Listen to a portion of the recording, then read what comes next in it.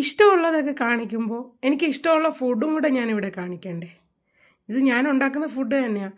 മുട്ട ബിരിയാണി എന്നാണ് ഞാൻ വിളിക്കുന്നതെങ്കിലും മുട്ട ബിരിയാണി അല്ല ഇത്. എന്താണെന്ന് നിങ്ങൾ തന്നെ നോക്കിക്കോ. ഫ്രൈഡ് റൈസ് പോലെ ഇരിക്കും. ആദ്യം വേണ്ടത് ബട്ടർ. ഇത്രയാണ് ഞാൻ മൊത്തം എടുത്തേക്കുന്നത് ബട്ടർ. പിന്നെ ഇത്രയും ബട്ടർ എടുത്ത് മുറിച്ചിട്ട് അതിനകത്തേക്ക് 3 മുട്ട. സാധാരണ 5 മുട്ട എടുക്കാറ്. ഇപ്പോൾ എനിക്ക് എൻ്റെ കയ്യിൽ 3 മുട്ട ഇരുന്നത്. 3 മുട്ട ഇട്ടു. ഈ ഒഴിച്ചേക്കുന്ന ഉപ്പാണ്. ഞാൻ ഉപ്പ് വെള്ളമായിട്ടാണ് വെച്ചേക്കാം. പിന്നെ കുരുമുളക് ഇട്ടു. അതൊന്ന് സ്ക്രാമ്പിൾ ചെയ്തെടുത്തു. പിന്നെ ഞാൻ ലോ ഫ്ലെയിമിലിട്ടിട്ട് എൻ്റെ അടുത്ത പണിക്കൊക്കെ പോയത്. ഇത്രയും സാധനങ്ങൾ എനിക്ക് ഒന്ന് കട്ട് ചെയ്തെടുക്കണമായിരുന്നു. എല്ലാം ചോപ്പർ ഉണ്ടായതുകൊണ്ട് വളരെ പെട്ടെന്ന് തന്നെ നടന്നു. പിന്നെ ഈ സ്ക്രാമ്പിൾ ചെയ്ത എഗ്ഗ് എനിക്ക് ഈ ഒരു പരുവാവുന്നേ ഇഷ്ടം. അതിങ്ങ് കോരിയെടുത്തിട്ട് അതിൽ തന്നെ ബാക്കിയുള്ള ബട്ടർ ഇട്ട് ഇനി ഹൈ ഫ്ലെയിമിലാണ് എല്ലാം വേണ്ടത്. ആ ഓണിയൻ ഇട്ടു, ഒന്ന് സോട്ട് ചെയ്തെടുത്തു. ഹൈ ഫ്ലെയിമിൽ തന്നെയാണ് കേട്ടോ. ഇനിയുള്ളതെല്ലാം ഹൈ ഫ്ലെയിമിലാണ്. അത് ഒരു ചെറിയൊരു പച്ച മണം മാറുന്ന ഒരു രീതി വരെ. അതിനുശേഷം അടുത്ത അരിഞ്ഞു വെച്ചേക്കുന്ന സാധനങ്ങൾ ഓരോന്ന് വീതം ഇടുന്നു. ഈ ബിരിയാണി കഴിച്ചിട്ട് എനിക്ക് വെയിറ്റ് കൂടിയിട്ടേ ഉള്ളൂ കേട്ടോ. ഞാനിത് ഓരോന്ന് വീതം ഇടുക. ക്യാരറ്റ് ഇടും അടുത്തത് ഇനി ഞാൻ ഇടുന്നത് ക്യാബേജാണ്.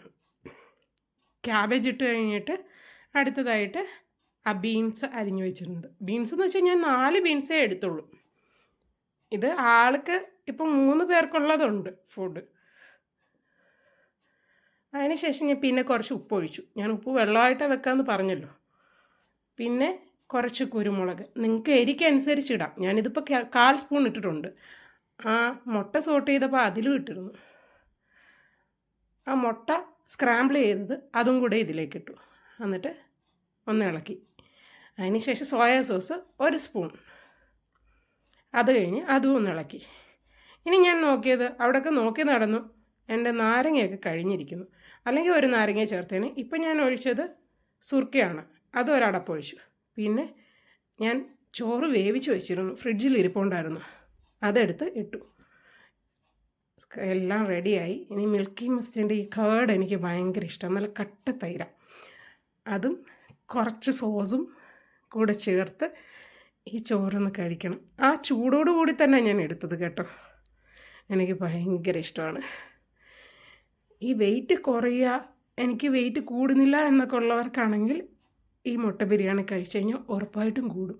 എനിക്കിത് കഴിച്ച് കഴിയുമ്പോൾ പിറ്റേന്നാകുമ്പോൾ 1 കിലോ എങ്കിലും കുറഞ്ഞത് എനിക്ക് കൂടുന്നുണ്ട്. പക്ഷേ ഇത് വീട്ടിലുണ്ടാക്കിയത് എന്നുള്ളൊരു വിശ്വാസത്തിൽ ഞാൻ കഴിക്കുന്നു. കലോറി കൂടുതൽ കയറുന്നുണ്ടോ എന്നൊന്നും എനിക്കറിയില്ല. പക്ഷേ ഫുഡ് സൂപ്പറാണിത്. ഇതിൻ്റെ ടേസ്റ്റ് കാരണം ഞാൻ പിന്നെയും ഉണ്ടാക്കും. എന്നെ പല ഫ്രണ്ട്സും ഇത് പറഞ്ഞ് കളിയാക്കാറുമുണ്ട്, അറിയുന്നവർ.